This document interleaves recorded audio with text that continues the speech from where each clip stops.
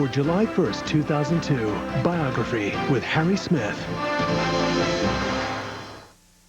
The Wonder Years, sometimes dramatic, sometimes hilarious, always able to strike just the right emotional chord. Biography, our look at classic television shows and the stars that made them great. Tonight, The Wonder Years, which took its audience on a magical tour of suburban life in the late 1960s. The writing and first-person narrative enabled us to see the world through the eyes of Kevin Arnold, who was coming of age in an age of turbulence. He was an ordinary kid, but there was nothing ordinary about the Wonder Years. Honey, are you okay? It's a tough time in life when you're struggling for manhood and your mother still outweighs you by 50 pounds. It evoked an era and a period in everyone's life. Young man! It was about his little piece of turf, you know, his claim in the world rather than the world around him. It brought back happy memories and a longing for a simpler time. Butthead. Torque. It was a period piece, but yet it didn't seem like it had been that far away. Hot dogs or hamburgers for dinner? For me, it was capturing my youth. Throughout its award-winning run, The Wonder Years built a big following out of life's small moments. All the comedy had to be really subtle and really about the characters. Hi, hon. How's work? Work's work. So many times people on the street would say, gosh, you know, it feels like my childhood. I think that's when it started to hit me. Wow, this is really telling these people's stories. Oh, sorry.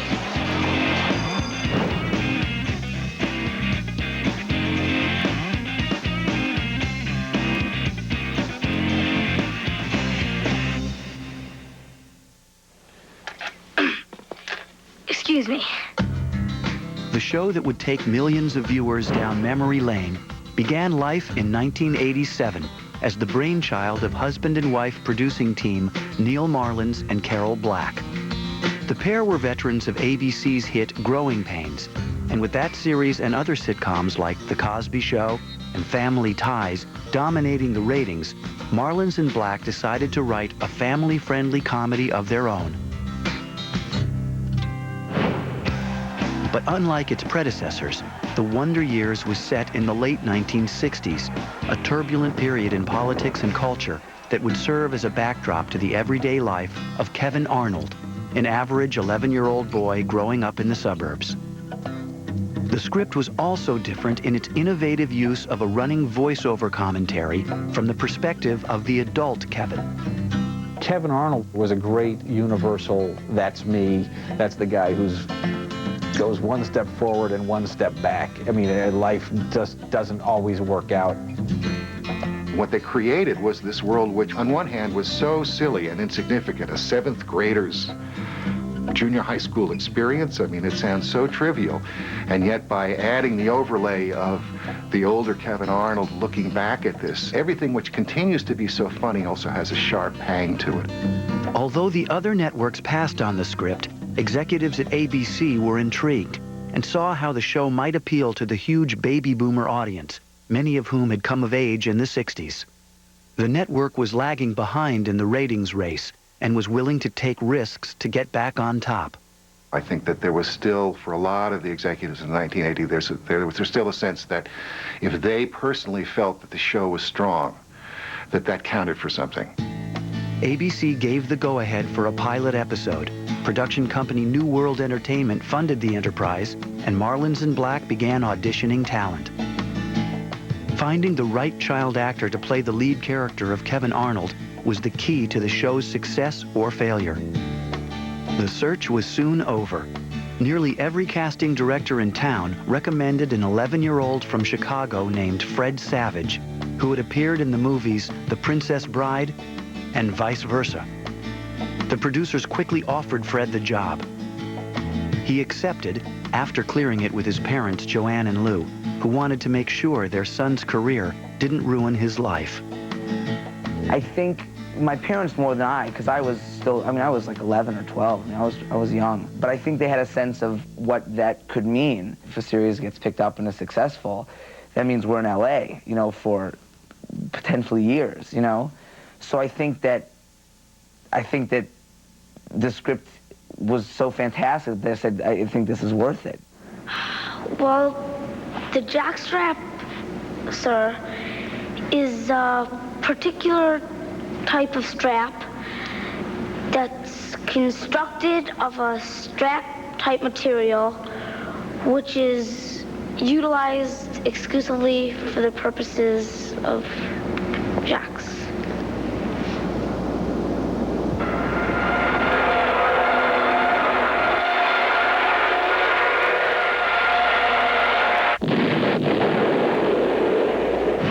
Equally important was casting the other Kevin, the voice of the narrator.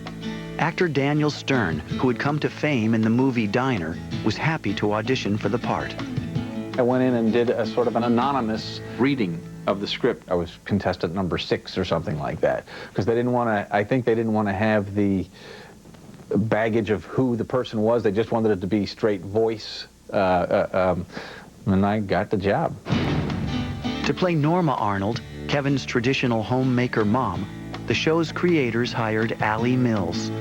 Not only was I not married, but I'd never played a mother. When I read the script, I thought, why is she thinking of me? This is ridiculous. I'd played sort of tough, you know, cuspy, edgy, sarcastic people. When your father gets back, try not to make him crazy. For the character of Kevin's father, grouchy Jack Arnold, the network was hoping to land a famous name. But Marlins and Black lobbied hard for Dan Lauria, a little-known theater actor they had worked with on Growing Pains. When I went in to audition for the networks, I almost blew it again. I had a very good audition, and out of the dark, one of the executives said, "You realize this is a great role?" And I yelled back, said, "No, Richard III's a great role. This is a pretty good role. So it'll be a lot of fun." Neil said he could have killed me when I said that. For the rest of the main characters, Kevin's friends and siblings, Black and Marlins picked kids based more on real-life traits than professional experience. Olivia Dabo, a British teen with a bohemian upbringing, was cast as Kevin's hippie big sister, Karen. I was a teenager myself, so I was drawing off of just that kind of like innate rebellion that was kind of existing within me at the time. I'm gonna get some birth control pills. I thought you should know. I didn't hear what I just heard. The producers selected newcomer Danica McKellar to play Winnie Cooper, the love of Kevin's life. I'll never forget it because Fred was sitting there and I didn't know who he was, but I just thought he was adorable. It's like, oh, who's that? I wonder if that's the guy, you know. I was 12 and he was 12 and I thought he was cute. Come on, Kevin, stop gabbing with your girlfriend. She's not my girlfriend. For the part of Kevin's brash and bullying older brother Wayne, Black and Marlins chose young Hollywood veteran Jason Hervey. He's just really sweet, and he's also completely his character. You won't mind me saying this. I mean, I love him because he's always a butthead. Uh-oh. Think girlfriend's mad at you? Maybe better go give her a big French kiss. Shut up, Wayne. In order to land the role of Paul, Kevin's nerdy best friend, Josh Saviano demonstrated a very special ability. They asked me in particular if I could wheeze, because the character called for an asthmatic, allergic wheezer. And I couldn't wheeze at all. And I said, well, what if I sneeze? And they said, yeah, that would work. And I did it, and I remember Neil looked at me and he goes, that's it. With the cast in place, the Wonder Years pilot went into production. Like about half the schools in the country that year, my school was being renamed Robert F. Kennedy Junior High. As we approached those doors for the first time, we felt we were approaching the portals of manhood. To give the show a sense of intimacy, Black and Marlins opted against the common practice of filming in front of a live studio audience. Instead, they shot with a single camera on location in suburban Los Angeles. Where do you want to sit? Anywhere. Let's just sit here. A suburban junior high school cafeteria is like a microcosm of the world. In effect, in junior high school, who you are is defined less by who you are than by who's the person sitting next to you. A sobering thought. The initial episode followed Kevin Arnold's traumatic first days in junior high and his growing infatuation with the girl next door. Hi, Kevin. Hi, Paul. Winnie Cooper? Gwendolyn. I don't want to be called Winnie anymore. My real name is Gwendolyn. Well, there was no question now. We were entering uncharted territory. The show immediately tackled a familiar moment to almost everyone, the first kiss.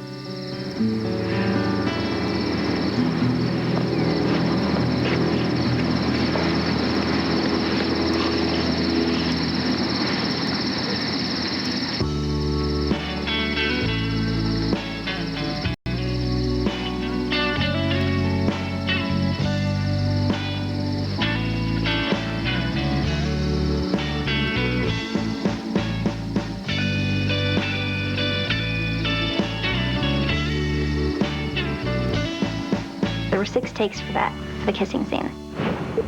Marker, come on, marker. And they couldn't use the first one because right before we kissed, I like smiled. I was just too excited. I was like, there was too much anticipation. You know, it's very nerve-wracking. You know, I'm young. I don't think I kissed a girl before that. You know, I don't know, kissing girls. And our moms were there, and I remember at the end, like, they stand up and applauded us, you know. Although warm and nostalgic, the episode also captured the darker side of life in the 60s, with the death of Winnie's big brother in Vietnam. And then it happened. I think we were about halfway to the front porch.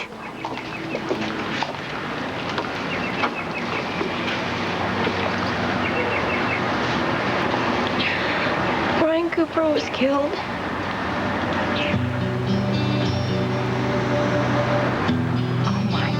That's what Neil and Carol said in the pilot. It was the wonder years because it was the end of them. It was the end of innocence, I think, to see that war and people dying, you know, from our backyards right on television, which is why I think it's so important that Winnie's brother died in the pilot.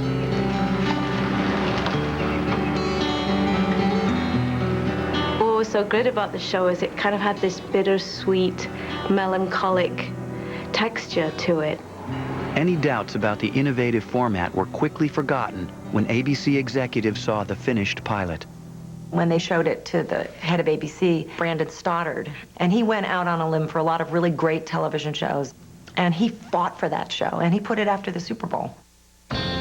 Producers Black and Marlins were stunned when they learned their show would premiere with plenty of fanfare and a big ad campaign immediately following the 1988 Super Bowl. The Wonder Years was getting a powerful, high-profile introduction, and if it didn't perform spectacularly, it would be over almost before it had begun. Yes, but my own theory is... You've got a tough row to hoe, young man. A tough row to hoe. You're watching The Wonder Years on TVography. Ooh, if I sang out of tune, would you stand up and walk out on me? On January 31st, 1988, The Wonder Years made its debut on ABC, and the cast and crew held their breath. My mom had a Super Bowl party, and we had a bunch of friends and family over, and we watched The Wonder Years afterwards, and everyone sat around, and I sat there like this. To the delight of everyone involved, millions of viewers stayed tuned to check out the new show, and TV critics showered it with praise. I found myself one moment laughing hysterically at Wonder Years, the next moment tearing up because it had this wonderful mixture of humor and nostalgia that I felt was so honest. ABC immediately commissioned 5 more episodes to finish out the season. The Wonder Years had made it into the primetime lineup. My mom and dad were shocked. I had never done a pilot before, so I just didn't know any better. You know, pilots are supposed to go to series. That's what they're supposed to do. Little did I know that very few of them actually make it to series. The show's success meant a huge change for its star, Fred Savage. He and his siblings, Ben and Kayla, moved out to LA with their mother, Joanne, while their father, Lou, flew in from Chicago every weekend. We'd never done anything like this before, you know, and I think it was just all very exciting for the whole family, for all of us, you know. I mean, it was a great thing to be a part of. The show's producers, Carol Black and Neil Marlins, also faced big challenges. They now had to recreate 1960s suburban life on a weekly basis. Some of the costumes and wigs and those kinds of things look absolutely preposterous now that you look back, and people say that's got to be, they look like they're going to a Halloween party.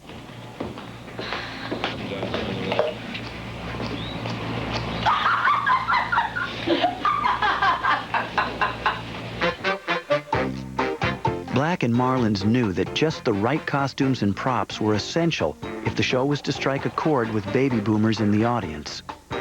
Their attention to detail was something I'd never experienced in any work I'd ever done on television.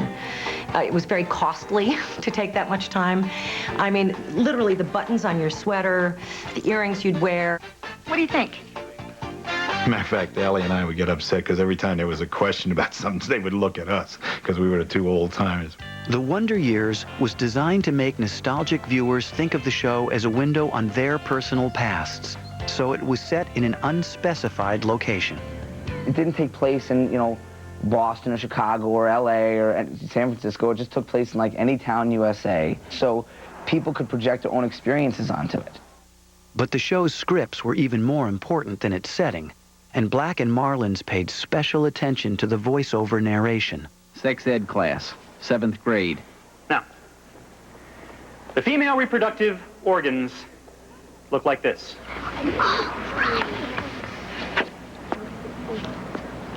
Unfortunately, it looked more like a cow's head to me. The interesting thing was that it really wasn't a voiceover. I mean, it was a great character. When Winnie got back from her uncle's, we went for a walk in the park. Neither of us said a word about it, of course, but we both knew that the park was where you went to make out. What he could do with those words and the twists and the comedy he could put on them, or the really deep feeling he put in them, made the show in many ways what it was. I didn't know what to do. Our first kiss had happened so naturally, I couldn't even remember how I did it. Did I breathe through my mouth or my nose? Oh, I had to make some kind of move.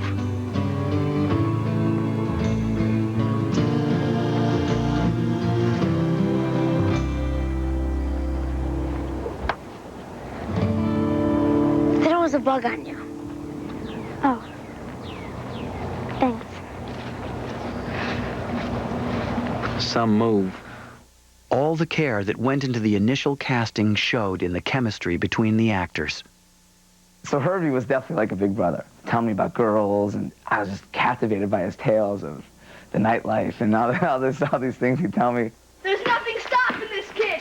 He's like a machine out there. Josh and I, you know, really hit it off, and, you know, we're good friends. We were both 11, I think, and we didn't know anybody in California. So we naturally became very close very quickly. We bonded over boy things, over Nintendo, over video games, over baseball cards. Hi. What you doing? Danica's an angel. She's very, very well disciplined, Danica. And so we did everything we could to shake her, but to no avail. I do my scenes, and then we're done, and then I go back to score. I was a big nerd. I really was. Cameron, honey, you said you were going to come home early and help me with dinner. Peace, Mom, okay? My relationship with Olivia was a lot like, I think, Kevin and Karen's. I was always just so in awe and kind of intimidated by it.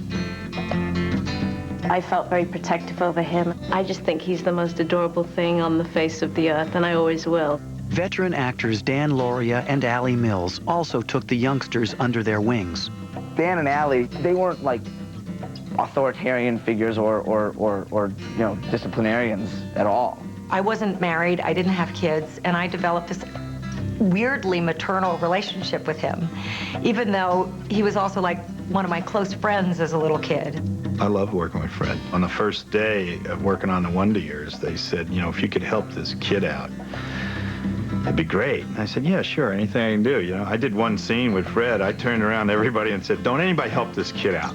Dan taught me a lot. He would sit down and show me old movies. That was our whole relationship was built around watching old movies together and talking about old directors and old film stars and going over to his house on weekends and watching, you know, double features he'd put together for me. Cagney double features, that was his favorite, was Cagney. But despite the harmony on the set, the producers made sure that the Wonder Years reflected the ups and downs faced by most families every day. Kevin, Wayne, I told you to knock it off! The family itself was so interesting to me because it was not a perfect family. It was a loving family, but at the same time, the father was uncommunicative and gruff.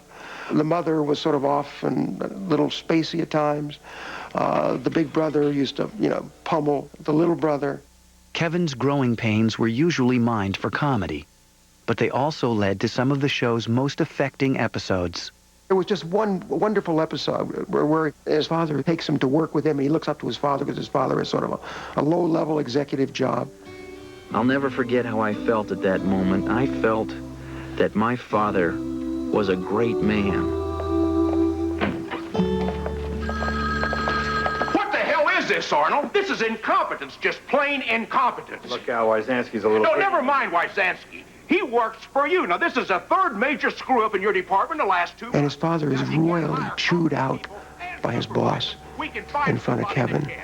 But in no way does Kevin look down on his father because of this. And I never forget the scene where they both come home. The father walks in, he's angry as heck. Then the door opens again, and Kevin walks in, and he's angry as heck. He's become like a reflection of his father. And the respect is still there. I'm starting here, I go tearing up again. It was just an incredible episode, great television. The Wonder Years' brief first season was a resounding success, and ABC took the unusual step of renewing it for 3 more years. And in September of 1988, the show surprised everyone in the television world when it won the Emmy Award for Best Comedy Series, beating out such established hits as Cheers and The Golden Girls. It was really, really exciting because we all went up as a family, and there was no question that it was just going to be one person. We were all going to go up and get the award. But the cast and crew's joy was short-lived. They were soon shocked by an unexpected decision and wondered if the show could survive a major creative change that was just around the corner. You're watching The Wonder Years on TVography. Why do my Kraft singles taste so good? Because the dairy fairy mixes milk with magic. 2 out of 3 kids don't get the recommended amount of calcium. When they eat Kraft singles, they're getting calcium they need and the taste they love. That's why America spells cheese K-R-A-F-T.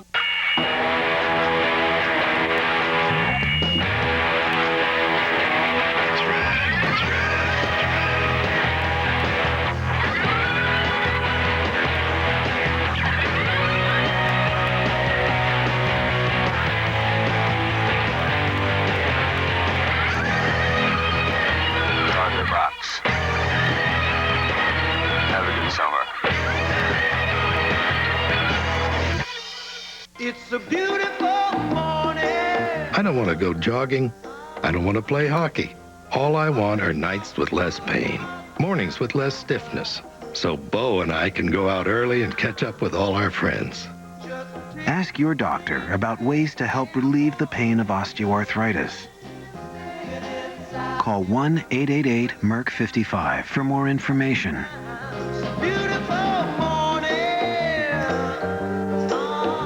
An A&E documentary special. What's the attraction to these fuzzy, friendly little faces? They're one of those species that we as people relate to. Without the great apes, where are we? The animal, the jungle, the mystery, the fate of the great ape, gorillas. Tonight at 9, 8 Central on A&E. I'm gonna pass you, right? No way. Yes, I am. Hey, Zach, want to stay for mac and cheese? Cool. Yeah. Jesse, can you set the table? Zach, why don't you take up mac and cheese? You're not going to find it in there. In this house, we eat the real stuff. Stouffer's mac and cheese is made with 2 kinds of real cheddar cheese. Stouffer's is a nutritious mac and cheese with as much calcium as a glass of milk. Good, huh? I think I'll come back tomorrow night. Stouffer's mac and cheese. It's the real stuff. Nothing comes closer to home. A&E and Fidelity celebrate Independence Day by saluting 2 consummate achievers. This farmer's son and minister's daughter shared a revolutionary idea. They had this vision of a new country. They suffered and sacrificed in the name of liberty. She liked her role of being John's best friend and confidant. And together helped to let freedom ring. John and Abigail Adams on Biography, July 2nd. Part of Fidelity's Achiever series on A&E. Fidelity, because you're not just invested, you're personally invested. $50 invested in a mutual fund 20 years ago returned $452. $50 in the United Negro College Fund returned an award-winning actor. A mind is a terrible thing to waste. The Wonder Years began its second season as a critical darling with a devoted following. But halfway through that year, the series faced its first major crisis when creators Neil Marlins and Carol Black abruptly announced they were leaving for personal reasons that the intensely private couple kept to themselves. When I heard they were leaving, I was devastated and freaked because I was sure that was going to be it. Marlins and Black turned their creation over to writer and producer Bob Brush. The pair had been the show's main writers, so now Brush had no scripts and no time to catch up. It was a big responsibility. This was really a quite wonderful show, and we had a big changeover of staff. And that's when I brought over Ken Topolsky to line produce the show, who was a tremendous support. Met Bob for breakfast. He said, look, I need a producer, and I've got no scripts. You interested? I said, how bad is it? He goes, it's horrible. I said, great, sign me up. As he took charge of the show's scripts, Brush continued the storyline that dealt with Kevin's on-again, off-again romance with Winnie Cooper. There's no reason I can't talk to Winnie. We're still friends. All I have to do is go up to her and say, Winnie?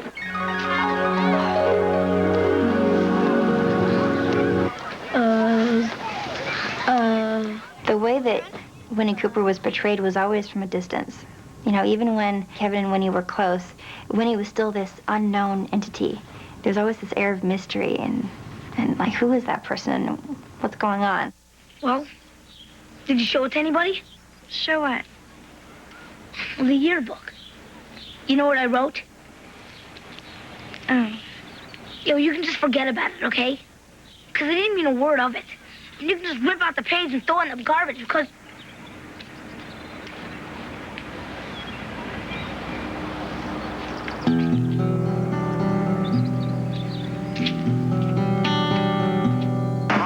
Now, don't be shy. Grab your lady and pass on by.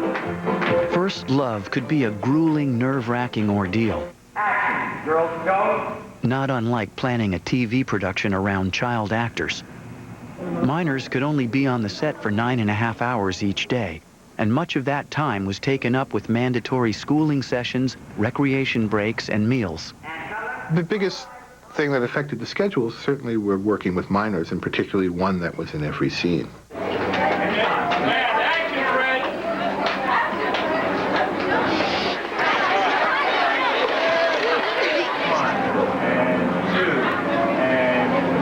Every minute's accounted for. So you'd go to the bathroom and like there'd be someone like, okay, he's in the bathroom for like, 45 seconds or 3 minutes if I had a lot to eat. As a kid, you want to goof off. You'd always try and escape and dodge. You have little hiding places around the stage. You could kind of get away from people, Even with the scheduling constraints, the producers made a point of giving the kids something resembling a normal childhood. That's my brother. That's my brother's best friend. Hi, Mike. Nice to meet you. We had a basketball court, the pit, which was an old storage pit, and all the crew guys used to come out and play with us. Bob Brush and Ken Topolsky, they would get really mad at me. But I said, we gotta play. This is a boy. So I did things like, once I put peas in my nose. And when it was on his close-up, I went with the peas into my Coke. And we ended up doing stuff like that a lot off camera. If it was somebody else's close-up, we'd try to crack them up. Although life behind the scenes revolved around the young actors, the show itself often tackled serious adult themes, including problems in the Arnold marriage. Where are you going? Better get your Pepsi while it's still fresh on my mind. Dan and Allie had this huge scene where they had to fight in the kitchen. Don't bother. I'll get it. No, that's okay, Jack. I'll get it. I said I'll get it. Don't break it!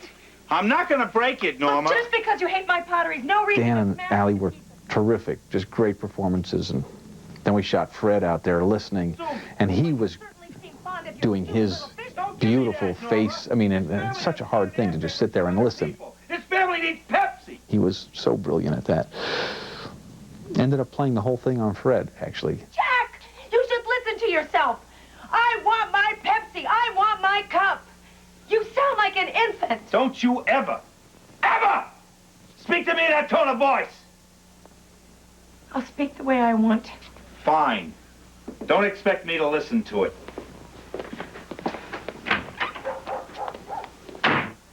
This is a comedy that didn't always have to be funny to be good. You could be watching and not necessarily laughing, but responding on an emotional level.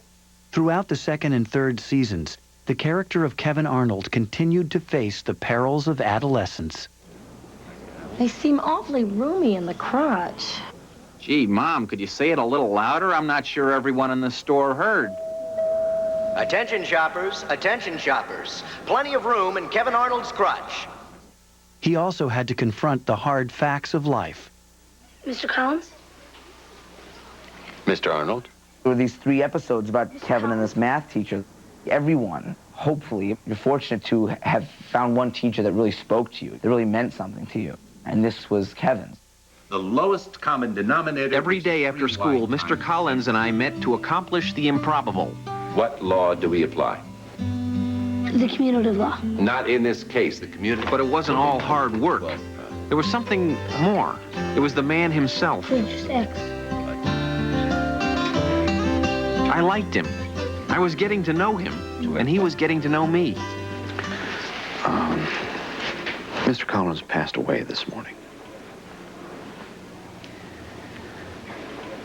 That was around the same time my grandfather passed away, recently. And, it just was very special to me. I mean, I guess I brought my own personal, stuff to making that episode of, someone who really, is just a person who meant a lot to you who you lose. You don't have to grade it. It's an A.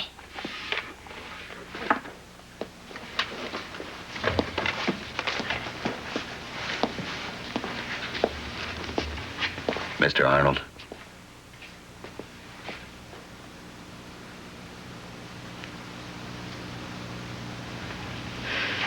Good job, Mr. Collins.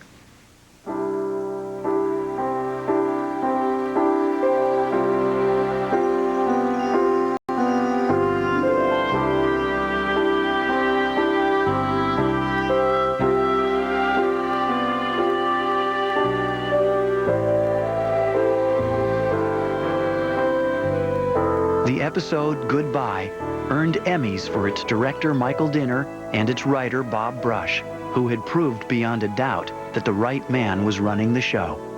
One of the wonderful things about the show was the fact that everybody involved with it was so dedicated to it. It was really a team effort from the word go, and the important thing was always to tell this story, these small stories of this kid that had such large ramifications for all of us. As it entered the new decade of the 1990s, The Wonder Years remained a steady ratings winner for ABC. But the series had a built-in expiration date. The young leads were growing up, and the Wonder Years couldn't last forever. Biographies look at the Wonder Years will continue. But first, which of these is your favorite supporting character from the Wonder Years? Visit biography.com and take our TVography quick poll. It's a beautiful morning. Ask your doctor about Vioxx, a prescription medicine from Merck, and find out if Vioxx is right for you. Vioxx.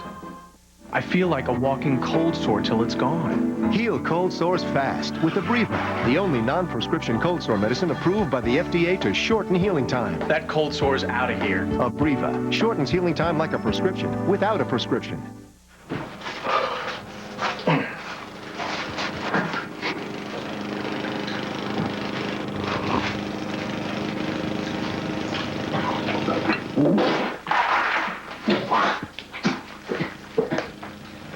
The fridge is broken. Refrigerators on sale. And get 0% financing until July 2003 plus free delivery. Only at Sears. Where else? Who Am I? Presented by Aflac. I became the Emperor of Rome at the age of 16. I was the last descendant of Caesar to inherit the throne. Who am I? Stay tuned for the answer. Hey, if we get hurt! Whoa! Good thing we got that insurance. What's that? What's that? What? What'd you say? you can't work. Before that! I said I'm glad we got out of church.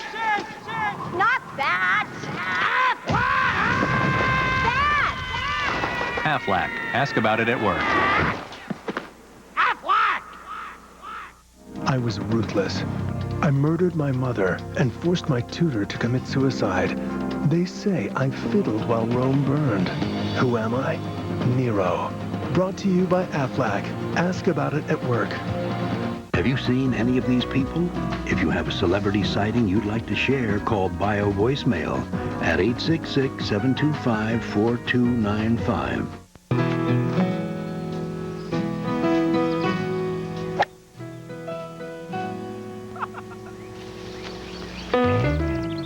You guys need a hand there? Yeah. It's gonna be a long day. Whenever you need help with your air conditioning, wherever you need it, your Bryant dealer will get it to you, whatever it takes. Call your Bryant dealer for all of your air conditioning remedies. Call Aero Heating and Cooling at 299-4328 and Best Services Heating and Cooling at 575-2378. It's time to let the sun shine in with bright summer savings at Right Rug, making every day beautiful inside and out. All carpeting in stock is now 30% off. Remnants up to 50% off, with inviting room-size selections low as $79. Get hardwood flooring low as $4.49. Beautiful laminates from just 99 cents. And ceramic porcelain tile now just 99 cents too. So let the sun shine in with bright summer savings right now at Right Rug. In the summer of 1991, the cast and crew of The Wonder Years reconvened to begin work on the show's 5th season, but they were in for a surprise. I grew literally 6 inches between April, when the season ended, and August, when we came back. And Sheila, who's the head wardrobe woman, looked at me and she shrieked. She went, "Oh!" Over the summer, my best friend had gained 2 things: a new set of contact lenses and a new set of hormones. I could be home right now making time with Julie Zeller. Oh, you're dreaming, pal. That's what happens in life. Dynamics change and people grow at different rates, and that means different things, and it affects relationships in different ways.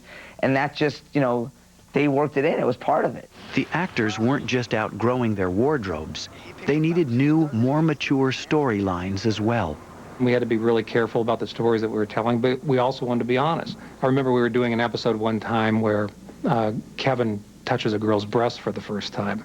And we would get these notes from standards and practice saying, but this is Kevin Arnold. He can't touch a girl's breast. I'm sorry.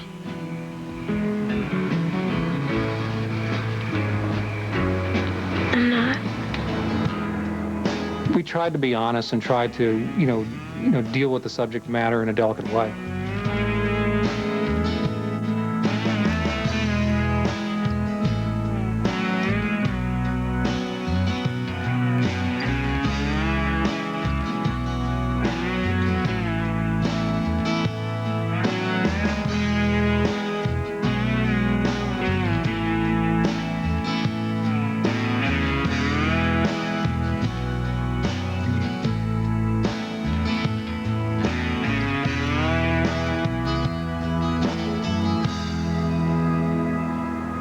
In 1992, Fred Savage experienced his own growth spurt, just as Joss Saviano had done the previous year.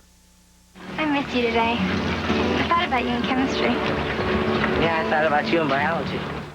As Kevin Arnold was maturing into a young man, The Wonder Years began to lose some of its magic, and by the 6th season, the audience was losing interest. Wait. I love this song. Look, Winnie, are we really going to keep doing this? Doing what? Well, starting, stopping. Mostly stopping. Don't you think it's time we went a little further? The kids' voices are going to change. Then the whole patina of the show changes. And you can still write good stuff. It can still be a good show, but something is missing. And because when his voice changes, there's a sense of innocence that has vanished. Hey, I just want you to know.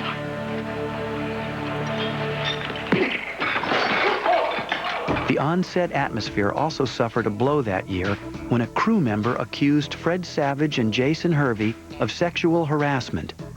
It was a terrible shock for the tight-knit group when the scandal was splashed all over the tabloids. I think we felt a tremendous sense of betrayal, especially because we all cared so much about the people who were involved. The show's extended family rallied around the boys, and the matter was legally resolved behind closed doors.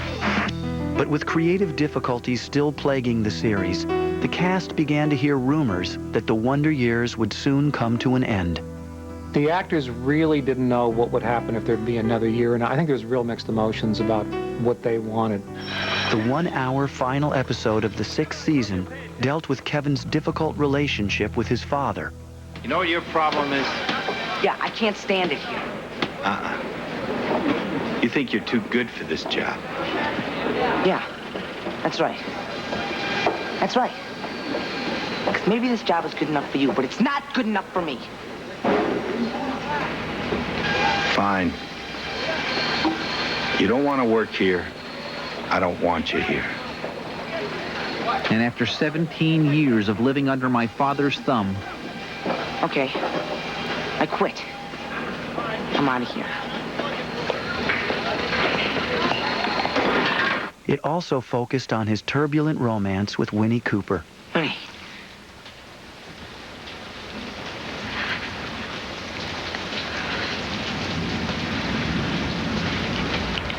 I don't want it to end.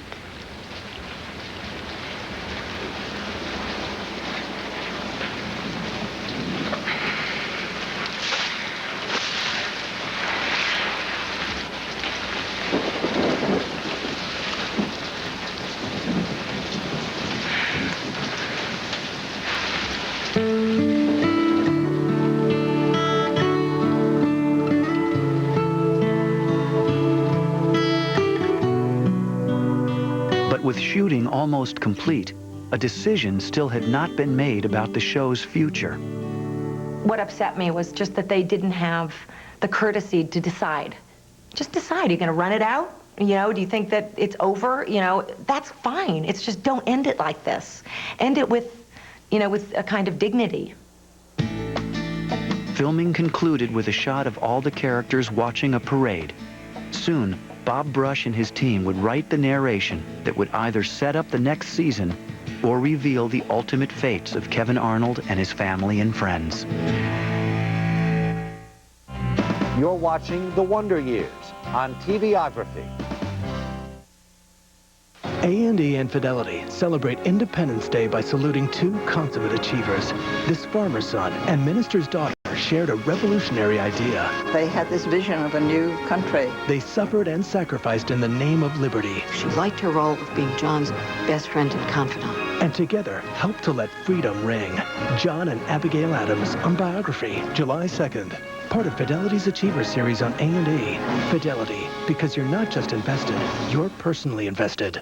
It's calling me. This tempting new thing from It's Pasta Anytime. It's completely different. A fresh cooked dish. Fettuccine and sauce. Garlic Alfredo, rich. So I give them a toss, and in 3 minutes, it's indulgent. Like takeout from some little Italian place. Know what I mean? Want a fresh cooked dish in no time? It's Pasta Anytime. Can I cook or what? This new technology is driving me wild. Oh, yeah. Baby, I can't stop dreaming of the desktop. Baby, I want this new style. Don't tell me it's wrong. It takes a PC to turn me on. I'm hot for the desktop. Gateway's new desktop. New computers sure look good. What computers? I'm hot for the desktop. Gateway's new desktop. You were a chubby lawyer and brainy feminist who formed an infamous presidential marriage. Move over, Bill and Hillary. Congratulations, John and Abigail Adams. You are Biography. Premieres tomorrow, only on A&E. You're either Biography or you're not. Bob Fosse. He was good. I mean, he made dancing cool. After I saw his show, I actually wanted to see one of his shows. I'm not kidding. Biography made me care about this guy. Here you go. I'm a fan of Bob Fosse now. How do you make more money? Simple. You get a better job. How do you get a better job? Easy. You train at home for a better career. At Education Direct, more than 12 million men and women have trained for job promotions and new careers without ever setting foot inside a classroom. And now, at home in your spare time, you can get your career diploma or even your specialized associate degree. Choose from any one of these courses. High school, home inspector, child daycare, auto mechanics, medical office assistant, medical transcriptionist, veterinary assistant, electrician, interior decorating, PC repair, motorcycle repair, paralegal, bookkeeping, private investigator, pharmacy technician, or get your specialized associate degree. You can major in business management or accounting. Call now for free information. Call 1-800-286-6633 for free information with no obligation. Then decide if you want to train at home for a better career to make more money. Call 1-800-286-6633. There is absolutely no obligation. That's 1-800-286-6633 for free information. Call now. In the spring of 1993, Daniel Stern recorded the narration that would wrap up the 6th season of The Wonder Years. By the time he had finished, there was no doubt left about the show's fate. The story of the Wonder Years had been told, and it was time to make a graceful exit. And that's what we did. Karen's son was born that September. I gotta say, I think he looks like me. Poor kid. Mom, she did well. Businesswoman, board chairman, grandmother, cooker of mashed potatoes. The Wayner stayed on in furniture. Wood seemed to suit him. In fact, he took over the factory 2 years later, when Dad passed away. Carol and Neil always wanted that to be the end. You know, because that's one of the major things in a kid's life is when a parent dies. Winnie left the next summer to study art history in Paris. Still, we never forgot our promise. We wrote to each other once a week for the next 8 years. I was there to meet her when she came home, with my wife and my first son, 8 months old. Growing up happens in a heartbeat. One day you're in diapers, next day you're gone. But the memories of childhood stay with you for the long haul. When I got to the last speech, I went to read it, and it was very emotional. I mean, you know, like I was trying to not cry during the thing. And Bob Brush was sitting there. He was getting weepy.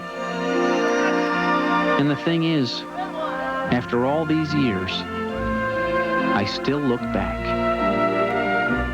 with wonder. The last line of the show was something like, hey, a kid comes in the door and says, hey, Dad, come play catch with me, in voiceover. They asked if my kid Henry would read that line. So me and Henry finished the show up. Hey, Dad, want to play catch? I'll be right there. After production had wrapped, ABC officially announced what had already been decided. The Wonder Years had been canceled. There was a big cry, and we all were talking. It was very much like a cry of happiness. We'll miss you. What a great run, you know. When the last episode aired on May 12, 1993, it meant the dissolution of an off-screen family that had nurtured young actors from childhood through adolescence. Our last wrap party was just so cheesy and sentimental. I mean, when it was so like, I love you, man. And it's true. It was 7 years with the same people. It was such a wonderful experience that it was so sad to see it go. But unlike many child stars, the kids of the Wonder Years had no trouble moving on with their lives. I had a really nice career doing films and doing other series, and I've had a child, which is amazing. I have a little boy called Oliver, and I'm doing an album right now. I went to college.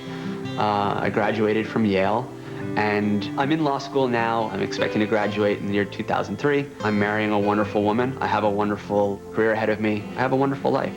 Yes, there is life after the Wonder Years. I went to UCLA, and I graduated with a degree in mathematics, and I co-authored a research paper, Percolation and Gibbs States Multiplicity for Ferromagnetic Ashken-Teller Models in 2 dimensions.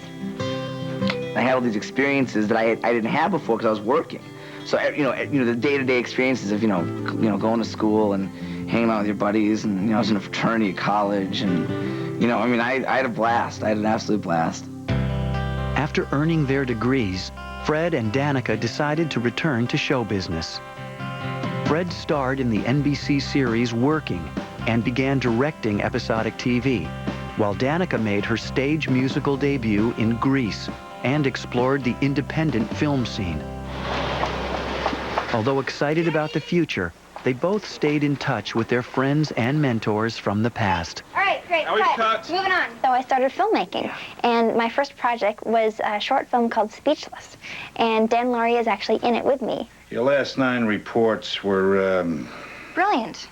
clinical. Look, these patients are people. There's a lot more to this than a diagnostic manual. That's not what makes a great psychologist. My first 9 reports got me to the top of my class. Oh, well, I never said you weren't a great student. Danica and Dan I see pretty often. Allie and Ken were at my parents' Super Bowl party on Sunday. You've been with people for so long. I've seen their babies born and been to their weddings, some of them. And, they're just part of your life, Have you ever thought about your life? Nearly 10 years after it aired its final episode, The Wonder Years lives on in syndicated reruns and in the hearts of its cast and crew. I remember when Nick at Night called it classic TV, and it was putting it up with shows like I Love Lucy. I was stunned. I wasn't expecting that. It's a whole new generation of little, 4-year-olds, again, from every walk of life that are now watching it on different cable stations. It's so great. It seems to just kind of keep living. The legacy of The Wonder Years is what it left in the hearts of the people who watched it. And the comment that you hear about The Wonder Years is not really, that was one of the funniest shows I've ever seen on television, or that was one of the most groundbreaking shows. But people do say that was a show that affected me the most. We're so lucky that we got to be a part of something that was so special, You just feel so blessed and so proud to have been a part of something that just meant so much to people.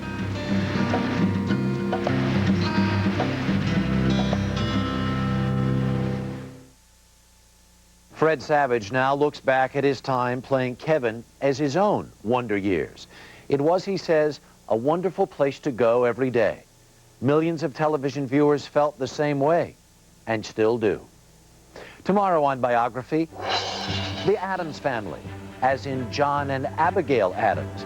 The second president and his wife led remarkable lives that tell the story of America itself. John and Abigail Adams, Tuesday. For TVography, I'm Harry Smith. Good night. Summer get-togethers, bare knees and belly laughs, daydreams and detours, the taste of ripe country berries and lemonade. Raspberry lemonade from Country Time.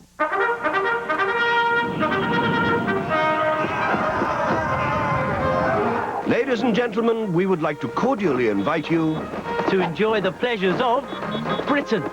Savor a cup of tea. Visit a historic house. Have a spot of lunch at the King's Head. We could meet up in Trafalgar Square. Take a walk in the country. Or indulge yourself in our sporting traditions. To find great offers, go to Britain2002.org for offers you may never see again. Welcome. An A&E documentary special. What's the attraction to these fuzzy, friendly little faces? They're one of those species that we as people relate to. Without the great apes, where are we? The animal, the jungle, the mystery, the fate of the great ape, gorillas. Next on A&E.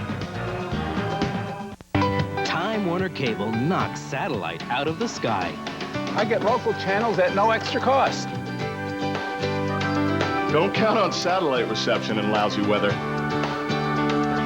Adios, long-term contracts. Don't get snagged by a monthly fee for extra TVs. no pricey equipment to buy. Time Warner Cable, the very best in TV, keeps getting better.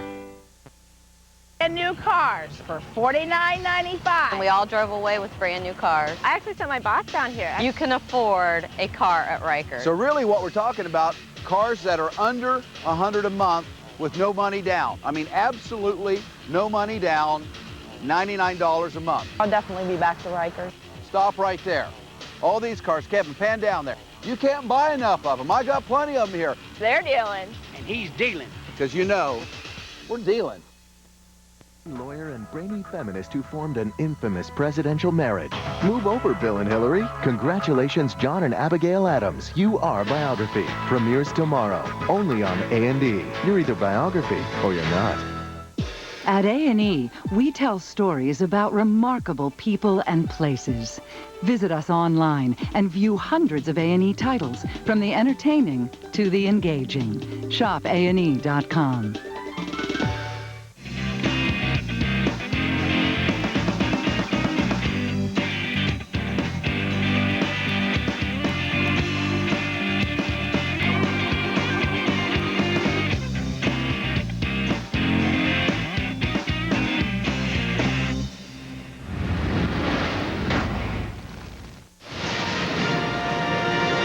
Log on to biography.com.